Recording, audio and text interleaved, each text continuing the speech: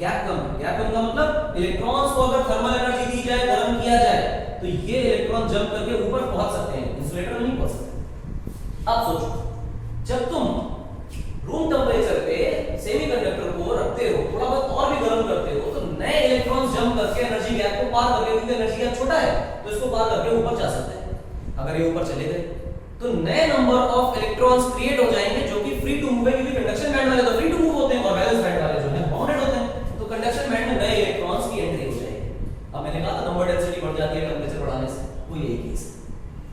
इन semiconductors के अंदर ये नंबर डेंसिटी का जो फार्मूला है that is n naught e की power minus Eg by k minus e की पावर e स्मॉल e। ये क्या है? n naught is the number density या number of free charge carriers available in the conduction band at 0 degree Celsius. 0 degree Celsius पे conduction band में जितने number of electrons available है वो n not है। n क्या है? किसी भी t टेंपरेचर पे इसको n of as a function of t लिखते हैं, टेंपरेचर का फंक्शन लिखते हैं ना, तो अच्छा लगेगा देखने में, फीलिंग आती रहेगी। nt तो किसी भी टेंपरेचर t पे कितने नंबर ऑफ इलेक्ट्रॉन्स अवेलेबल है कंडक्शन बैंड में, उसका फार्मूला है n नॉट 0 डिग्री सेल्सियस वाली संख्या e एक्सपोनेंशियल Eg क्या है? ये एनर्जी गैप जिस सेमीकंडक्टर की बात करें, जर्मेनियम हो तो जर्मेनियम का एनर्जी गैप और सिलिकॉन हो तो सिलिकॉन का एनर्जी गैप, ठीक, बैंड गैप। इसको बैंड गैप भी बोलते हैं, एनर्जी गैप भी बोलते हैं। k क्या है? Boltzmann constant. e क्या है? एब्सोल्यूट टेंपरेचर, जिस टेंपरेचर पे आप नंबर डेंसिटी ढूंढ रहे हैं। मजा आ गया? अब गौर से सोचो, ये चीजें पूछी जाती हैं सीबीएसई में, इसलिए बता रहा हूं। मैंने कहा था जो रेजिस्टिविटी होती है वो 1/n होती है, ऐसा कैसे पता? अरे कॉमन सेंस है। सेमीकंडक्टर्स की बात कर रहा हूं स्पेसिफिकली। जैसे जैसे आप नंबर डेंसिटी बढ़ाते जाओगे, जैसे जैसे आप टेंपरेचर बढ़ाओगे ऊपर इलेक्ट्रॉन जाएंगे, नंबर डेंसिटी बढ़ेगी, नंबर डेंसिटी बढ़ेगी तो इलेक्ट्रॉन्स की संख्या बढ़ेगी, इलेक्ट्रॉन की संख्या बढ़ेगी तो कंडक्टिविटी बढ़ेगी, तो रेजिस्टिविटी घटेगी। हो रहा है? तो मैं ये कह सकता हूं कि number density at t temperature is inversely proportional to rho at t temperature. हां, प्रोपोर्शनैलिटी है तो कॉमन सेंस कहता है कि यहां पर nt की जगह मैं रो t पुट कर दूं,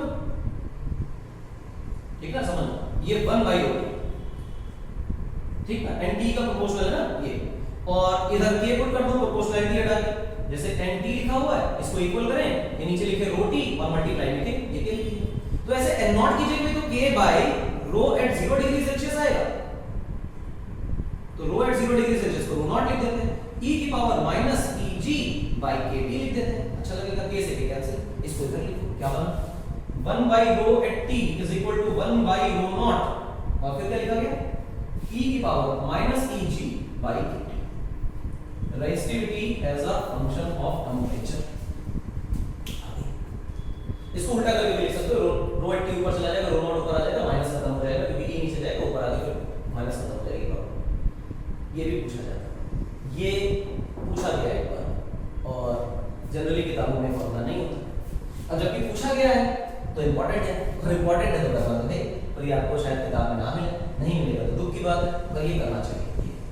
ये सेमीकंडक्टर की बात है, गौर से समझो, रेजिस्टिविटी सेमीकंडक्टर के टेंपरेचर के साथ घटती है और कंडक्टर्स की बढ़ती है। रीजन समझ आया? यहाँ तो सारी फ्री थे, और इंसुलेटर क्यों, उसका लॉजिक भी क्लियर है कि ये बहुत बड़ा है, और इतना गैप क्रिएट करने के लिए, इस गैप को ओवरकम करने के लिए इलेक्ट्रॉन को जितनी एनर्जी देनी है उतनी हीट जब तक आप प्रोवाइड करेंगे तब तक तो हमारा सेमीकंडक्टर जल के राख हो जाता है। तो बेसिकली ये समझो कि जब ये गैप है ही नहीं तो वो कंडक्टर है, और जब ये एनर्जी गैप जो है ये बहुत बड़ा हो जाए 1 इलेक्ट्रॉन वोल्ट से, 1 इलेक्ट्रॉन वोल्ट से बहुत बड़ा, 2 3 3 4 5 3 से ऊपर ही मान के चलो इसको, 3 4 5 6 इलेक्ट्रॉन वोल्ट के आसपास, तो वो इंसुलेटर है, और ये एनर्जी गैप जो है this Eg is order of 1 electron volt, तो ये सेमीकंडक्टर बनेगा।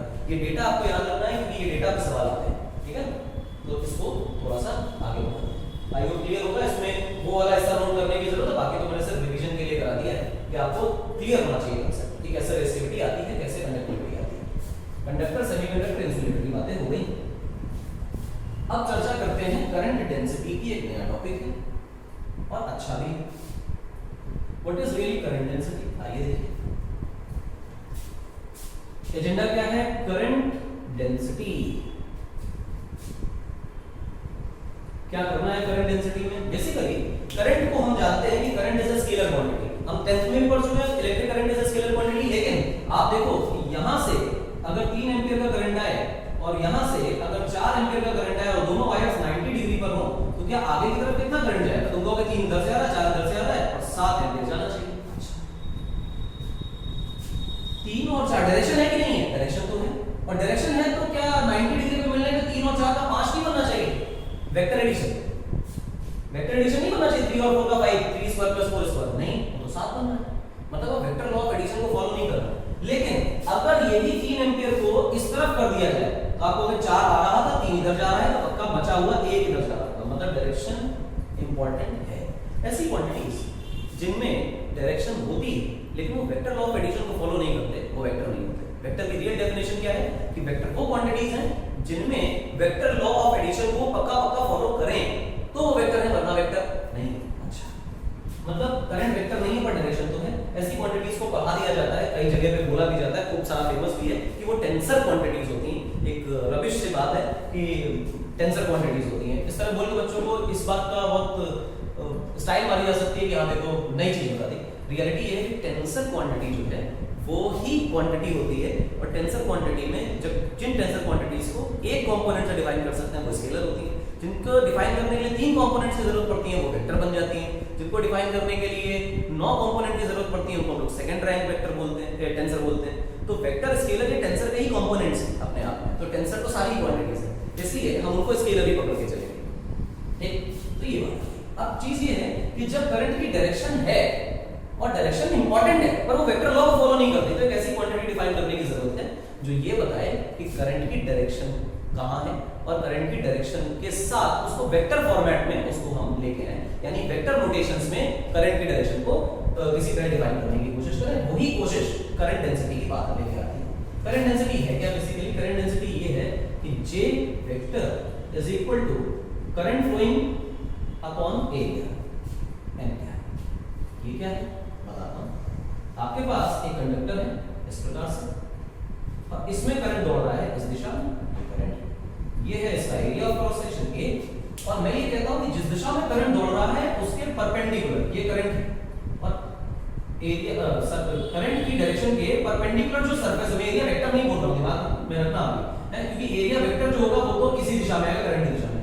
तो surface perpendicular to current flow, जो सरफेस बनेगी क्रॉस सेक्शन एरिया होगा, और I by A क्या कहलाएगा?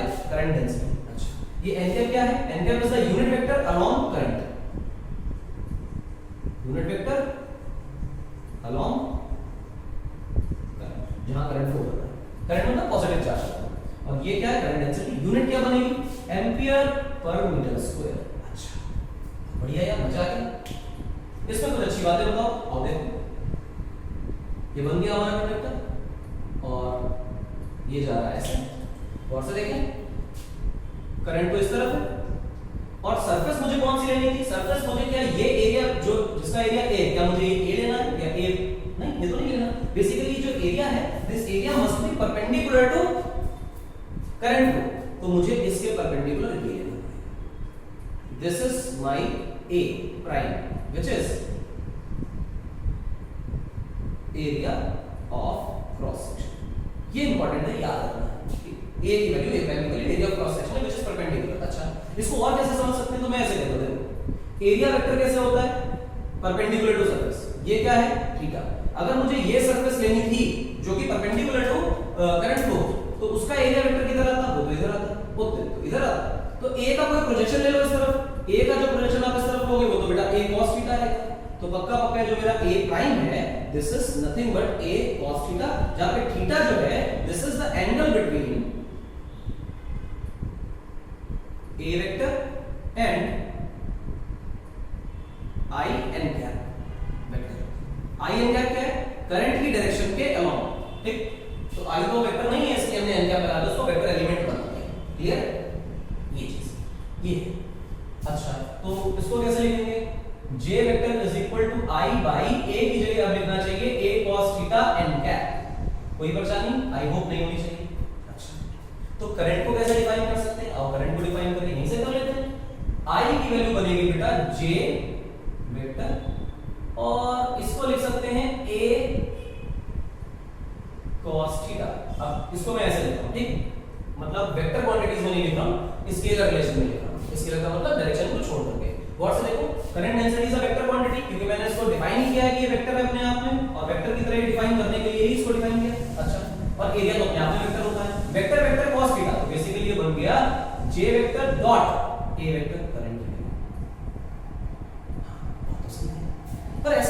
ऐसा है कि जैसे जैसे ये दूरी बढ़ रही है, इस दूरी के बढ़ने के साथ साथ करंट डेंसिटी सेम ना रहे। करंट डेंसिटी मतलब जैसे ऐसा पॉसिबल है कि मेरे पास ये वायर है और ऐसे पतला हो गया ये वायर, और यहाँ से करंट जो आ रहा है, यहाँ करंट जो जा रहा है वो सेम है। मान लो कि करंट जितना आ रहा है, जितना करंट आएगा उतना ही तो करंट निकलेगा, करंट तो नहीं बदल जाएगा। करंट नहीं बदलेगा, क्या बदलेगा? Amount of total current flowing through cross sectional area. Total amount of current same है। यहाँ पे मान लो अगर आई करंट आ रहा है तो पूरे एरिया में बह रहा है, और वही आई करंट यहाँ छोटे से एरिया में बह रहा है, तो यहाँ की करंट डेंसिटी और यहाँ की करंट डेंसिटी अलग अलग होगी। कॉमन सेंस से यहाँ की करंट डेंसिटी ज्यादा होगी, ज्यादा करंट कम एरिया में बह रहा है। इसका मतलब करंट डेंसिटी हमेशा कांस्टेंट होगी, कोई जरूरी नहीं। अगर जरूरी नहीं है तो कॉमन सेंस से अलग अलग जगहों पर ये वैल्यू बदल रही है, और जब भी ये वैल्यू बदलेगी तो कॉमन सेंस कहेगा कि यार j तो a का फंक्शन हो गया। जैसे जैसे एरिया बदल रहा है वैसे वैसे j बदल रहा है, जैसे जैसे j बदल रहा है, तो फिर ये डॉट प्रोडक्ट हमेशा थोड़ी काम करेगा। हाँ, ये वैल्यू जैसे 11th में हम लोग पढ़ा करते थे कि वर्क डन का फॉर्मूला होता है F डॉट d। तो भाई साहब ये तब होता है जब ये फोर्स कांस्टेंट होती है, और W बराबर या dW बराबर F डॉट ds, ये कभी भी होता है, कांस्टेंट में भी वेरिएबल में। तो अगर मेरा जो वेक्टर क्वांटिटी है वो वेरिएबल है, तो फिर हमें उस ऊपर वाले की तरह नहीं नीचे वाले की तरह लिखना चाहिए। यानी कि मुझे अब जो मेरा करंट है वो लिखना चाहिए di बराबर j डॉट da। j क्या है? जिस क्रॉस सेक्शन एरिया में हम खड़े हैं उस क्रॉस सेक्शन में, ठीक।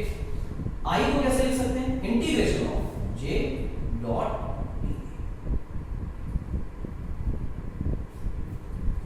ये करंट। अब देखो j को a का फंक्शन बना लो और इंटीग्रेट कर लो, टोटल करंट निकाल लो। ये तरीका करंट डेंसिटी को लिखने का। समझ आया? बाउंसर तो नहीं होना नहीं चाहिए, क्लियर? अच्छा, ये काम हो गया करंट डेंसिटी। ओके, मैं बताता हूं आपको कि किसी कंडक्टर में जब करंट बहता है तो वो करंट कैसे सेम रहता है। भैया अगर एक कंडक्टर के अंदर करंट घुसा तो जितना करंट घुसेगा उतना ही निकलेगा। चार्ज कंजर्वेशन हमेशा होल्ड करता है, पोटेंशियल डिफरेंस अप्लाइड है तो करंट तो बहता ही रहेगा, रुक तो सकता नहीं है चार्ज। तो जितना करंट अंदर जा रहा है उतना ही करंट बाहर आएगा, चाहे कंडक्टर पतला करें या कंडक्टर मोटा करें। इसका मतलब ये है कि अगर मेरे पास ऐसा कोई मटेरियल है और इस तरह से वो वायर पतला हो गया है आगे आके, और यहाँ पे एरिया कुछ और हो गया है, जैसे यहाँ पे एरिया हो गया मान लो A2 और यहाँ का क्रॉस सेक्शन एरिया है A1, और करंट यहाँ से एंटर कर रहा है मान लो I, तो यहाँ से भी निकल रहा होगा I, और इसमें कोई चेंज नहीं आएगा क्योंकि जितना करंट एंटर कर रहा है उतना ही निकलेगा। अगर कम निकला तो चार्ज अंदर रह गया, अंदर रह नहीं सकता इसलिए क्योंकि पोटेंशियल डिफरेंस अप्लाइड है। और अगर कुछ I अमाउंट ऑफ करंट घुसा, कुछ चार्ज घुसा, Q एंटर किया, तो Q ही बाहर निकलेगा, ज्यादा नहीं निकल सकते। तो ज्यादा निकलेगा तो अंदर से निकलेगा, अंदर से क्यों निकलेगा भाई? पोटेंशियल डिफरेंस तो एंड पे अप्लाई किया तो सारे चार्ज बराबर रिफ्लेक्ट लेंगे, तो हमारी स्टोरी थी करंट की। यानी जितना करंट एंटर करेगा उतना ही करंट बाहर निकलेगा। तो कॉमन सेंस है कि करंट यहाँ का बराबर यहाँ का बराबर। मान लो यहाँ की करंट डेंसिटी J1 है और यहाँ की करंट डेंसिटी J2 है, तो कॉमन सेंस कहता है कि J1 into A1, ये क्या बना हमारा I, और ये क्या है J2 into A2, और ये क्या है I, और I दोनों में बराबर है तो ये दोनों भी आपस में बराबर होने चाहिए। तो हम कह सकते हैं कि J1 A1 बराबर J2 A2, ये होल्ड करेगा। और ऐसा सवाल सीबीएसई में पूछा गया कुछ साल पहले, 1-2 साल पहले, कि करंट डेंसिटीज ये वैल्यूज दे रखी थी, एरिया मिलीमीटर स्क्वायर में या मीटर सेंटीमीटर स्क्वायर में, यहाँ का भी सेंटीमीटर स्क्वायर में करंट की वैल्यू दे रखी थी, और उसके बाद पूछ लिया था कि इस एरिया का करंट डेंसिटी बताओ। तो इस तरह के सवाल आ जाते हैं, इसमें कोई चमत्कार नहीं है, बड़ा लल्लू सा क्वेश्चन है। तो ये तो चीज होगी, तो इस तरह के करंट डेंसिटी के क्वेश्चंस आते हैं। हम अपने लाइव सेशंस में कोशिश करेंगे कि जो करंट डेंसिटी की प्रॉब्लम्स हैं इनको करें। मतलब अभी तो मैं इसमें YouTube में तो नहीं पढ़ा रहा हूँ, उसकी प्रॉब्लम्स तो नहीं करा रहा हूँ, लाइव सेशन में इसके ढेर सारे न्यूमेरिकल्स करेंगे, ठीक है ना। इसके बाद जो मेन कहानी है जहां पे हमें अब अटकना है वो है ओम्स लॉ। और ओम्स लॉ में सबसे पहली बात मैं आपको बताऊं कि ओम्स लॉ हमेशा वैलिड नहीं है, बहुत लिमिटेड लॉ है, एक्सपेरिमेंटल लॉ ऐसा कोई प्रूफ नहीं हो तो हमने किया है। सबसे पहली बात तो ये है कि ये होल्ड करता है मेटालिक कंडक्टर्स के लिए।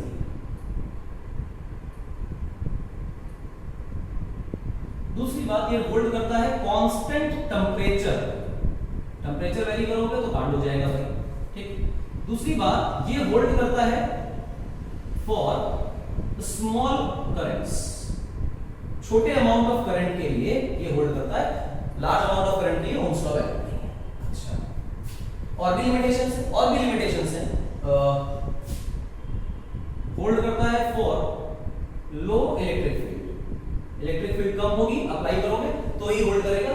For very large values of electric field Ohm's law valid नहीं है। और भी लिमिटेशंस है, पर इतनी लिमिटेशंस ही तुम्हारे लिए काफी है, ठीक। ज्यादा रटने की जरूरत नहीं है, जो मेन क्रक्स बातें हैं उनकी चर्चा करते हैं। बेसिकली कोई एक रेजिस्टेंस रेजिस्टेंस का मतलब कोई कंडक्टर है जिसकी अपनी कोई रेजिस्टेंस है, हम मान लेते हैं वो R, और इसके एक एंड को मैंने A नाम दिया, एक एंड को मैंने B नाम दिया। मैंने कहा कि यहाँ पॉजिटिव टर्मिनल लगाया, नेगेटिव लगाया, मतलब क्या हुआ, बेसिकली एक तरफ हायर पोटेंशियल, एक तरफ लोअर पोटेंशियल, कितना है मुझे नहीं पता, लेकिन इतना पता है कि अगर हायर लोअर क्लियर है तो करंट यहाँ से यहाँ जा रहा होगा, और मान लिया कि मैंने करंट कितना जा रहा है I।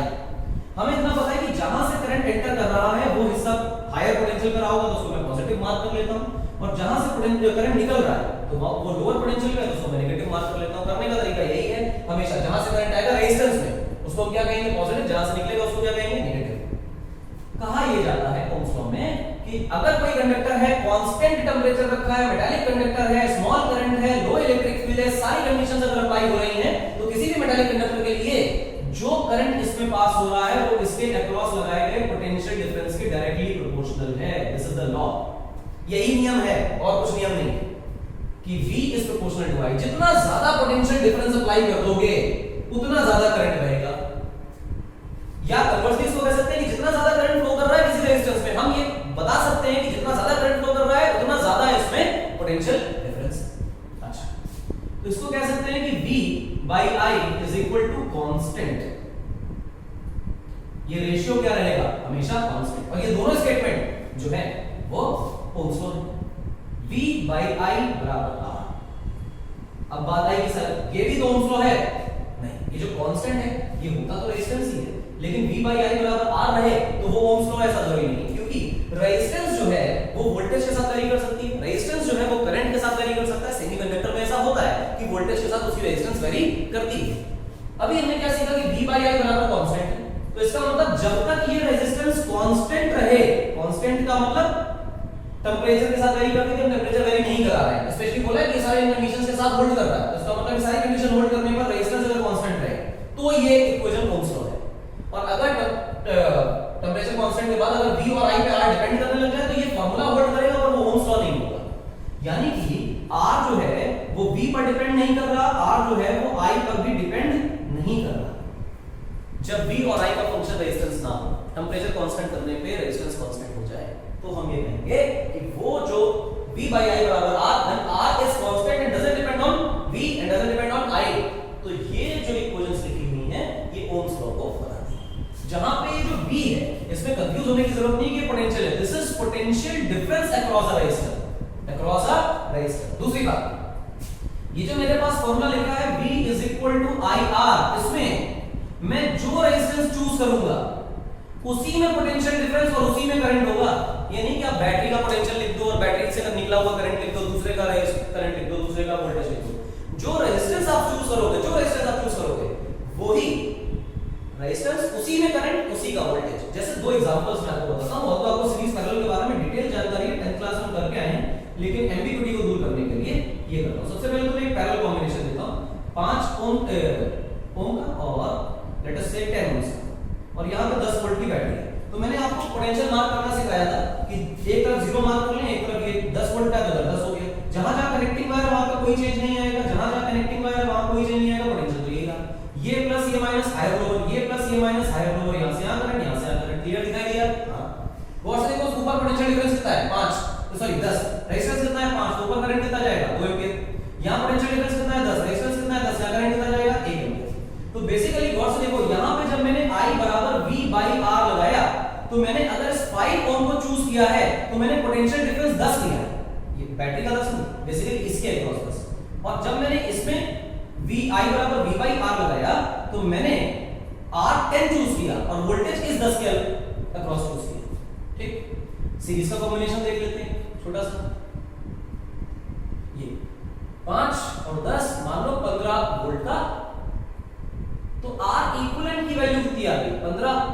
क्यों? क्योंकि R1 प्लस R2 कर देंगे, तो जो टोटल करंट आएगा वो कितना आएगा, टोटल करंट आएगा 15 बाई 15 दैट इज 1।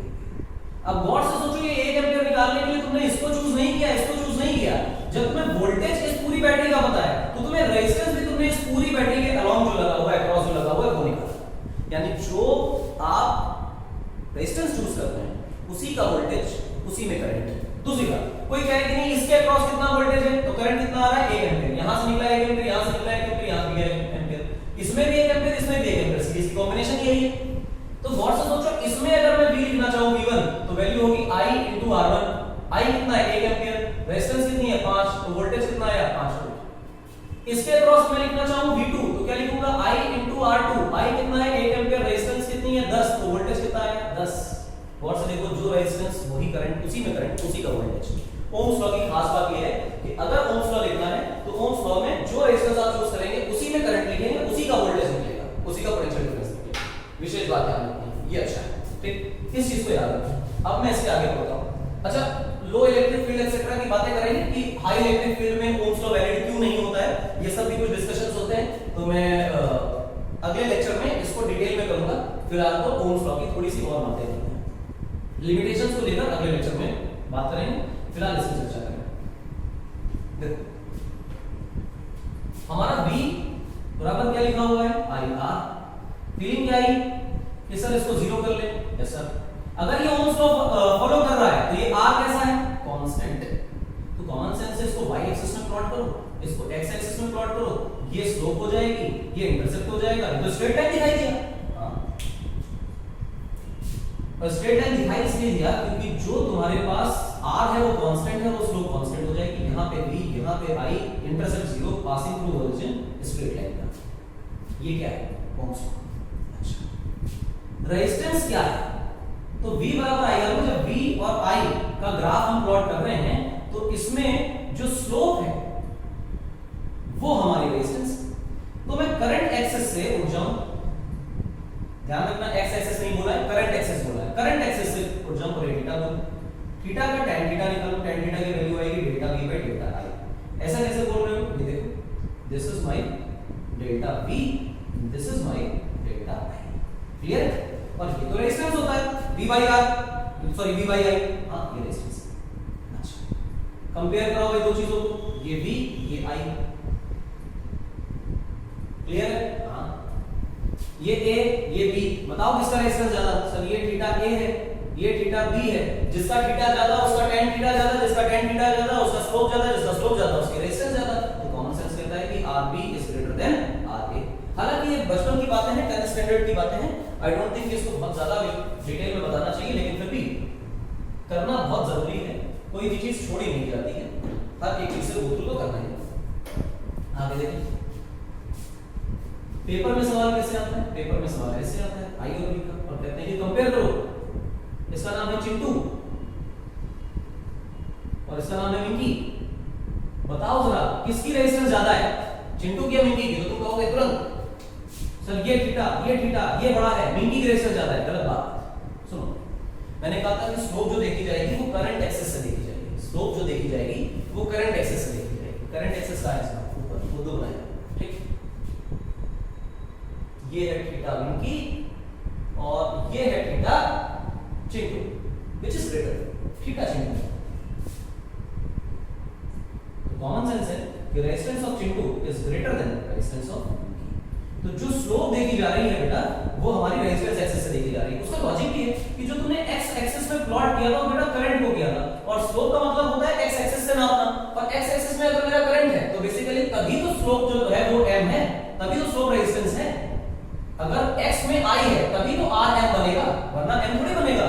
इसका मतलब अगर मैं x एक्सिस को भूलकर करंट एक्सिस का जाप लगाऊं कि भैया करंट एक्सिस से स्लोप नापनी है, तो करंट एक्सिस से जब स्लोप नापूंगा तो वो स्लोप रेजिस्टेंस देगी, या रेजिस्टेंस देगी। क्लियर है मेरी बात? इसके बाद आइडेंटिफाई करो कि ओम्स लॉ वैलिड है कि नहीं, ये V और I। मान लो कि रेजिस्टेंस ये ग्राफ ऐसे, तो कॉमन सेंस है कि नॉन ओमिक टाइप का ग्राफ है। ओमिक नॉन ओमिक क्या होते हैं? ओमिक कंडक्टर्स वो कंडक्टर्स हैं जो कि ओम्स लॉ को फॉलो करें, मेटालिक कंडक्टर्स, और नॉन ओमिक कंडक्टर वो कंडक्टर है जो ओम्स लॉ को फॉलो ना करें, सेमी कंडक्टर्स फॉलो करें। ठीक, नॉन ओमिक ग्राफ है बिल्कुल। V और I कोई बुद्धू नहीं बनाया जा रहा। अब बताओ, ये तो स्ट्रेट लाइन है, ओम्स लॉ है नहीं, नॉन ओमिक है। नॉन ओमिक क्यों है? क्योंकि ओम्स लॉ की एक खास बात ये भी थी कि वो पासिंग थ्रू ओरिजिन हुआ करता था, हमारा ग्राफ पासिंग थ्रू ओरिजिन नहीं है। क्लियर? दूसरी बात, resistance is a non negative quantity. तो जो ग्राफ आप VI का बनाए उसमें आप अगर ऐसा ग्राफ बना देते हैं कि रेजिस्टेंस, तो भैया ये स्लोप जो है वो नेगेटिव हो जाएगी, तो रेजिस्टेंस जो है वो नेगेटिव हो जाएगा, और रेजिस्टेंस नेगेटिव होता नहीं है, इसलिए इस तरह का ग्राफ आपको देखने सुनने को नहीं मिलेगा। तो ऐसा बन के आ जाए तो तुरंत इसको अपनी घृणा भरी निगाहों से रिजेक्ट कर दीजिए कि सबसे घटिया ग्राफ है, इसकी कोई लॉजिक नहीं है। अच्छा, ये सारा कुछ ओम्स लॉ को लेकर। हाँ, इलेक्ट्रिक फील्ड को हाई करने पर ओम्स लॉ क्यों फॉलो नहीं होता है मेटालिक कंडक्टर्स के अंदर, इसका डिस्कशन हम आप पर छोड़ते हैं। थोड़ा बहुत ढूंढिए इसको, क्योंकि अगले लेक्चर में तो हम ये करेंगे, तो फिलहाल थोड़ा बहुत आप ढूंढिए, अपनी किताब में अगर मिल जाए तो बहुत अच्छा है, और नहीं मिलेगा तो हम तो बताएंगे। ओम्स लॉ की चर्चा यहाँ हो गई। अब इस ओम्स लॉ के बाद क्या करेंगे? ओम्स लॉ के बाद अगले लेक्चर में जहां से हम शुरू करेंगे वो करेंगे ओम्स लॉ का वेक्टर फॉर्म। वेक्टर फॉर्म भी होता है ओम्स लॉ का। ओम्स लॉ देखो, V बराबर I R, V potential difference scalar, current scalar, resistance scalar. को इसको वेक्टर कैसे बनाओगे? सब कुछ तो स्केलर है इसमें, और सब कुछ स्केलर है तो कौन सा यूनिट वेक्टर ऐड कर दो? तो यूनिट वेक्टर ऐड नहीं करेंगे। और सोचो, potential difference is related to electric field, electric field is a vector quantity, current is related to current density, vector quantity, और फिर एक स्केलर है ना, रेजिस्टेंस को छोड़ दो, क्या फर्क पड़ता है? क्या समझ आई ये बात? ये समझ आई कि अगर V बराबर I R स्केलर क्वांटिटीज हैं और सारी स्केलर हैं, और हम स्केलर से डील करना हमारे लिए आसान होता है, हमने कर भी लिया, अच्छा लगता है। लेकिन अगर हमारी इच्छा ये हो जाए कि इसी को वेक्टर फॉर्मेट में लिखने की कोशिश करें, तो V के करस्पॉन्डिंग जो एक क्वांटिटी बनेगी इलेक्ट्रिक फील्ड, उसके टर्म में I के करस्पॉन्डिंग जो एक वेक्टर क्वांटिटी बनेगी करंट डेंसिटी, उसके टर्म में एक इक्वेशन बनाएंगे और कहेंगे कि वो vector form of Ohm's law. ठीक, ये था Ohm's law, vector form of Ohm's law.